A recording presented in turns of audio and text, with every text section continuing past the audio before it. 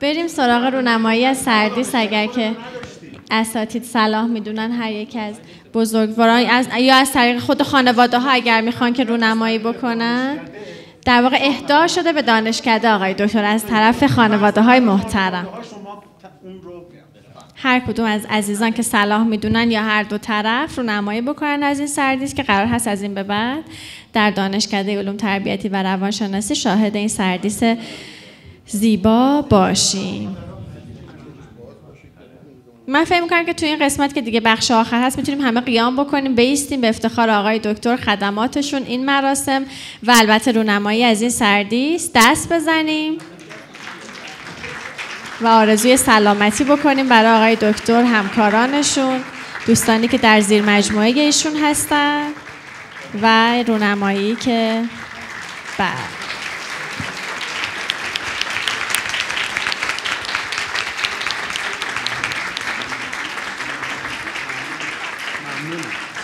انشاءالله که مبارک باشه برای دانشکده ما و برای همه دانشجویانی که استفاده میکنن از علم آقای دکتر و همکارانشون. یک بار دیگه به افتخارشون لطفاً عکس یادگاری هم میگیریم.